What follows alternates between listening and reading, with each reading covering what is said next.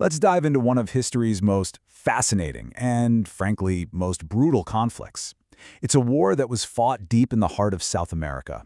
A war fought over a staggering paradox. A battle for something that, in the end, wasn't even there. So let's just start with a number, 90,000. Between 1932 and 1935, that's how many people lost their lives. An absolutely mind-boggling human cost. And it forces you to ask the most important question of all. Why? What could possibly be worth that? And that's really the core mystery we're going to unravel. Was this a straightforward war between two countries fighting over land and borders, or was it something else entirely? A conflict fought over a ghost, an illusion cooked up for corporate profit? To really get to the bottom of it, you have to follow the money.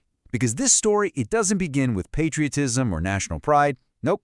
It begins with the false promise of black gold, oil. Okay, so picture this. It's 1928, and Standard Oil finds some oil near the disputed Chaco region. Suddenly, speculation goes wild. You've got these two massive corporate rivals, Standard Oil and Royal Dutch Shell, and they see a huge opportunity. Standard Oil gets behind Bolivia, and Shell backs Paraguay. And both of them start pushing this narrative that the Chaco is just floating on a massive sea of oil. And that belief, that powerful illusion, was all it took to drive two nations into a bloody, full-scale war. So yeah, the writing was on the wall from the very beginning. This quote just says it all. Before a single soldier fired a single shot, this was really a proxy war for commercial gain.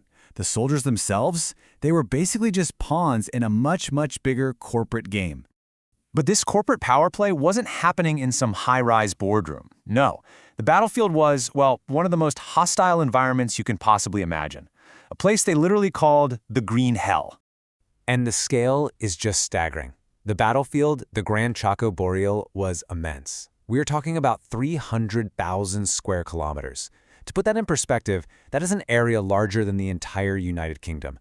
And pretty much every inch of that massive territory was actively hostile to human life. You know, the soldiers on the other side were often the least of your worries. The real fight was against the place itself. The true enemies were the 40 degrees Celsius heat, the constant, crippling thirst, and the diseases that ran rampant. Seriously, more soldiers died from dehydration and malaria than they did from enemy fire. The single biggest factor in this war wasn't guns or tactics. It was a desperate search for drinkable water. Now, when you look at the two armies that were actually squaring off, this was not supposed to be a fair fight. Not even close. On paper, it was the absolute definition of a David versus Goliath scenario. I mean, just look at the stats here. Bolivia, the Goliath, had tripled the population. They had a modern military, complete with German advisors, tanks, and even an air force. And Paraguay, well, they were smaller, poorer, and had far less equipment. But, and this is a huge but, look at that last row. Terrain knowledge. Paraguay soldiers were locals. They knew this land. Bolivia soldiers, many of them were brought down from the high Andes Mountains.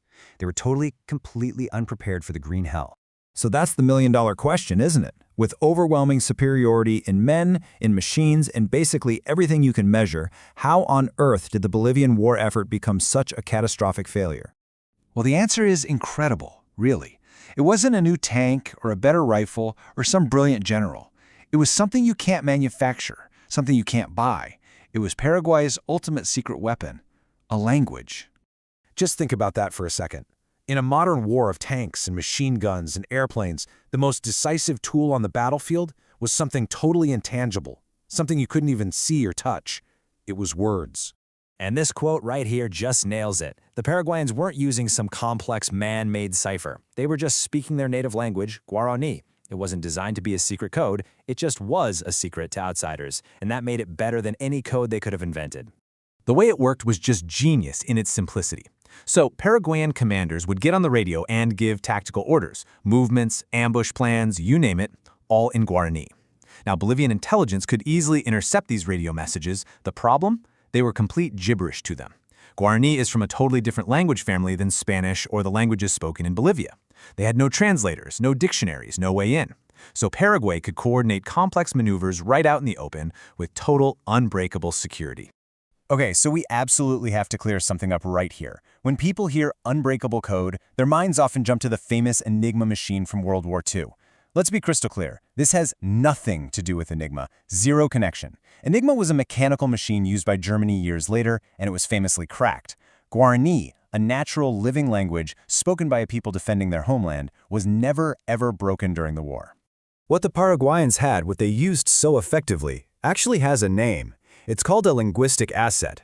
It's this incredible situation where a community's unique language becomes one of its most powerful strategic tools, a natural form of encryption that technology often just can't touch.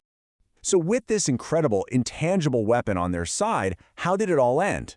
Well, the final chapter of this war is just soaked in a deep and tragic irony.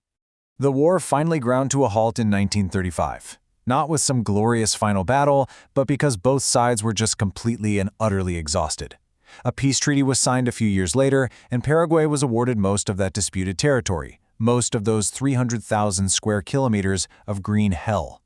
And then, after all the fighting, after all the death, came the final gut punch. They did systematic drilling all over the Chaco, and they found nothing. No commercially viable oil. The whole war had been for an illusion. I mean, just let that sink in for a moment. A conflict that was pushed into existence by corporate greed, a war fought in one of the most brutal landscapes on Earth, ended up costing 90,000 lives, all for a resource that was never even there to begin with.